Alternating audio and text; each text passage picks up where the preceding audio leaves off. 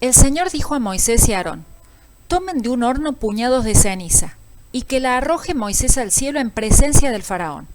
La ceniza se hará polvo y caerá sobre toda la tierra de Egipto, y en todo Egipto producirá sarpullido con úlceras en la gente y en los animales. Y ellos tomaron ceniza, y se enfrentaron al faraón. Y Moisés arrojó la ceniza al cielo, y hubo sarpullido que produjo úlceras tanto en la gente como en los animales. Por causa del sarpullido, los hechiceros no pudieron enfrentarse a Moisés, porque hubo sarpullido en los hechiceros y en todos los egipcios. Pero el Señor endureció el corazón del faraón y, tal como el Señor lo había dicho, no le hizo caso a Moisés. Éxodo 9, 8 al 12. Egipto estaba siendo golpeado por el poder de Dios.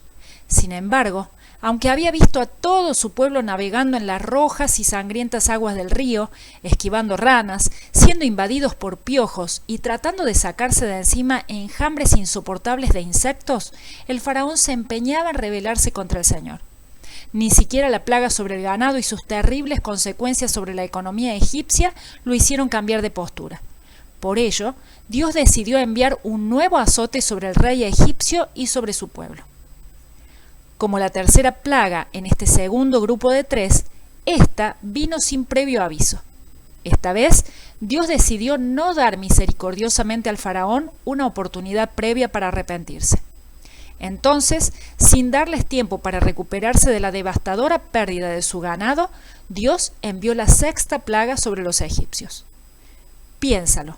En su gran paciencia y misericordia, Dios envía advertencias para que las personas se arrepientan de sus pecados, abandonen el mal camino y se vuelvan a Él.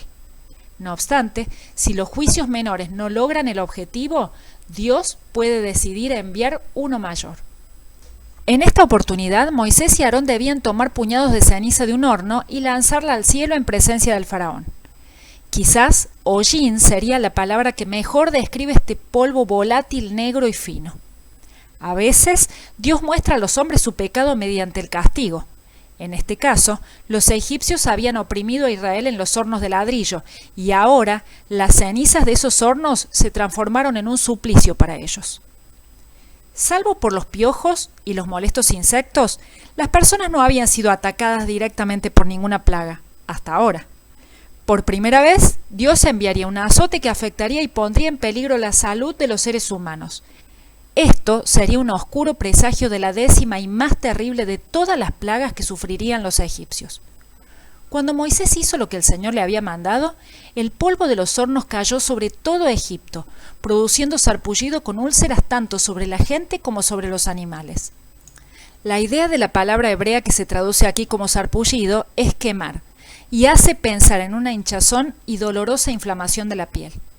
Hasta ahora, solo el medio ambiente había sido afectado por las plagas. Sin embargo, a partir de este momento, todos los egipcios sufrieron en carne propia las consecuencias dolorosas de la rebeldía y del pecado de su rey.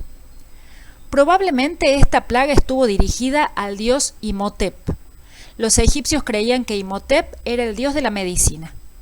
Moisés lanzó puñados de ceniza en la misma presencia del faraón, por lo tanto es muy posible que la plaga comenzara justo allí.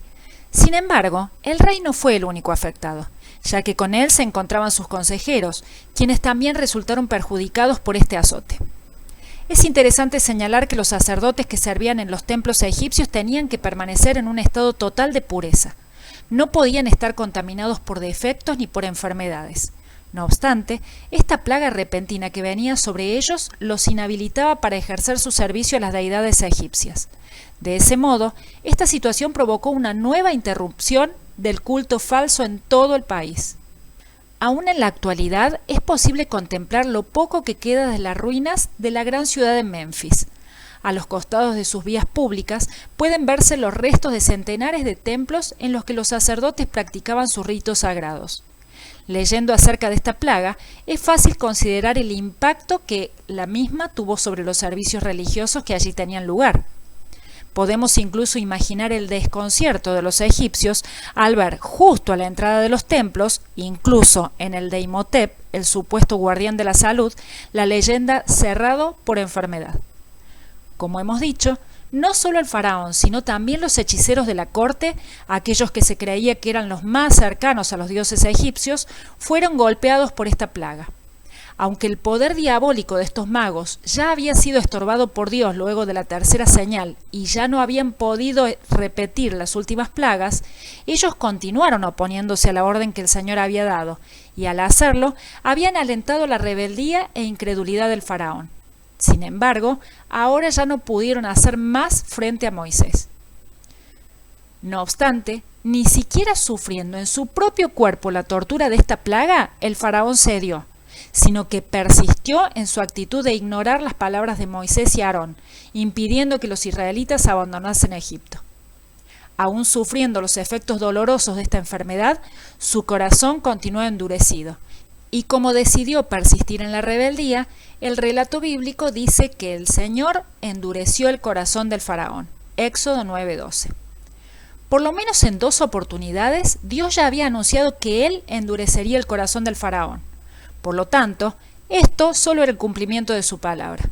Sin embargo, se dice al menos 6 veces antes de esto que fue el faraón quien primero endureció su propio corazón. En consecuencia, el endurecimiento del corazón del rey por parte de Dios solo consistió en fortalecer aquello que el faraón había puesto en sí mismo desde un inicio. Antes de esta plaga, el faraón había endurecido su propio corazón, pero ahora era Dios mismo quien lo endurecía. Endurecer un corazón no es el propósito de Dios, sino el resultado de desoír y desobedecer una y otra vez las órdenes de Dios. En efecto, todas las plagas anteriores habían sido calculadas y programadas por Dios para ablandar el corazón del faraón si éste hubiese tenido la voluntad de obedecer. Sin embargo, el faraón insistió en su obstinación, y ahora Dios justamente le daba en conformidad con la dureza de su corazón, permitiendo que Satanás lo cegara y consolidara definitivamente su rebeldía contra el Señor. Piénsalo.